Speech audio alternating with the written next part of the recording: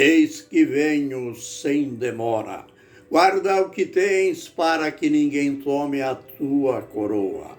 Apocalipse 3, verso 11. Palavras do Senhor Jesus Cristo. Ministério Pão Vivo.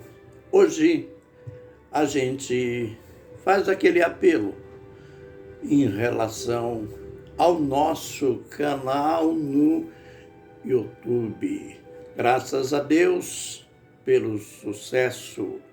Já alcançamos mais de 6.000 visualizações.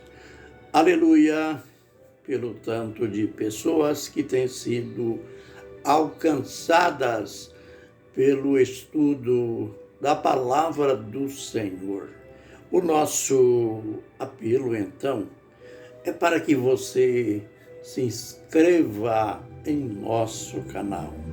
Inscreva-se hoje mesmo e torne-se um participante direto de nosso trabalho de evangelização, de estudo da Bíblia.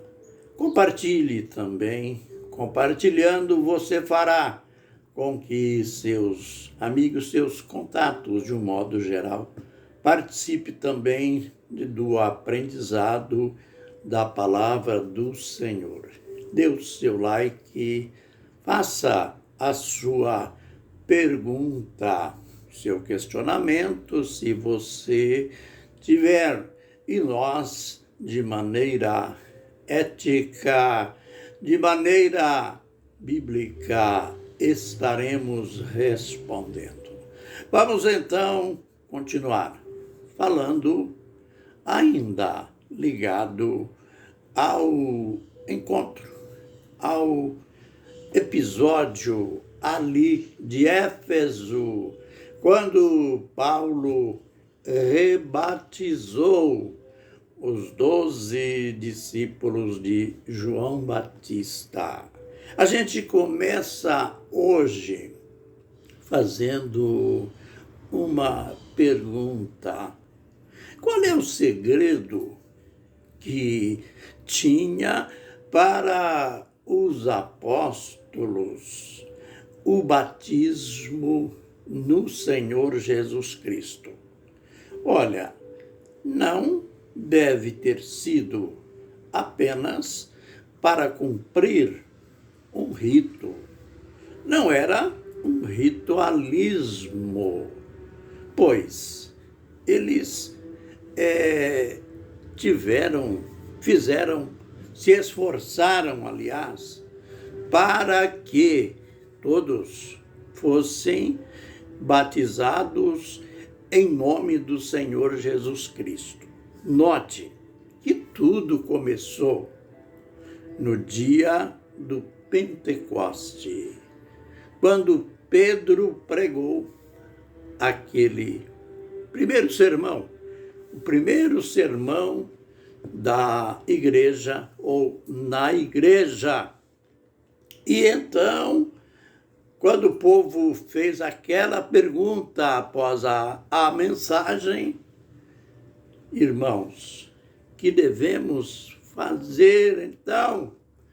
E a resposta clara, taxativa do apóstolo: arrependei-vos e cada um de vós seja batizado em nome do Senhor Jesus Cristo para o perdão dos pecados. Note, aqui já tem uma razão: para o perdão dos vossos pecados. Depois, lá em Atos 8, 15 e 16, outro relato, aliás, ali, um ato de sacrifício por parte dos apóstolos. Quem estava pregando, quem tinha pregado ali em Samaria, era Filipe. E Deus tinha abençoado de modo magnífico. Muitas pessoas foram salvas, curadas. Mas os apóstolos em Jerusalém ficaram sabendo de tudo e, dentro desse contexto, eles ficaram sabendo também que ninguém tinha recebido o Espírito Santo, então desceram para lá, foram escolhidos para isto. Pedro e João desceram para lá e impuseram as mãos sobre os convertidos, porque o texto diz que eles tinham se convertido, tinham sido salvos, mas não tinham recebido o Espírito Santo. Então, eles, os dois, Pedro e João, impuseram as mãos sobre eles e eles receberam o Espírito Santo. Isso quer dizer que eles foram batizados com o Espírito Santo. Depois, lá em Cesareia, quando Pedro estava pregando na casa de Cornélio, ali, diferentemente, veja que não havia uma regra, não havia um padrão. A pessoa só recebe o Espírito Santo se for assim, assim e assim. Não. Aqui o padrão, aqui mostra-se que não existe regra ou padrão para a bênção de Deus. O texto diz que enquanto Pedro pregava, veio o Espírito Santo sobre os assistentes, sobre Cornélio e sua família, seus vizinhos que estavam ouvindo a palavra, e eles receberam o Espírito Santo, e logo a regra apostólica, a regra dada pelo Senhor Jesus foi cumprida. E Pedro mandou que todos fossem batizados em nome do Senhor Jesus. Agora, em Éfeso, esse caso que este tem uma exceção com os demais, porque estes 12 já tinham sido batizados no batismo de João Batista. Eles nada sabiam sobre o Espírito Santo. Como já aprendemos, Paulo batizou a todos eles. Eles, logo após serem batizados em nome de Jesus, foram batizados com o Espírito Santo, falaram em línguas e profetizaram. Em relação às coisas de Deus, em relação a este ato batismal, ao zelo apostólico, nós temos que admitir que havia um segredo. Há um segredo no batismo em nome do Senhor Jesus. Se não houvesse este segredo, esta razão, os apóstolos não tinham sido tão zelosos, tão caprichosos para até andarem longe para batizar alguém em nome do Senhor Jesus. No caso de Paulo, ele fez como que um questionamento sobre a fé dos 12 e rebatizou-os em nome do Senhor Jesus Cristo. Era preciso aquela marca, como que um selo, como que uma transferência de propriedade. Lembremos aquela ocasião quando Jesus estava naquela festa judaica e no último dia da festa, que era chamado o grande dia da festa, porque o povo pegava talhas de água, todos eles andavam em círculo e jogavam aquela água. E Jesus, vendo aquela movimentação toda, Jesus se levantou e disse: quem tem sede, venha a mim e beba. Ele estava como que a dizer: pare de liturgia, pare de artifícios. Eu sou a realidade. Quem tem sede, venha a mim e beba. Aquele que beber da água que eu lhe der, como diz a Escritura, rios de águas vivas correrão do seu interior.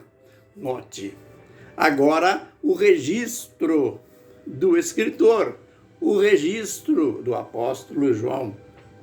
Isto, ele disse, olha o segredo, isto ele disse com respeito ao Espírito Santo que receberiam os que nele crescem, pois o Espírito Santo, até nesse tempo, não tinha sido dado ainda. Por quê? Porque Jesus ainda não tinha sido glorificado. Olha, aleluia, esse texto tem tantas lições, tantos mistérios.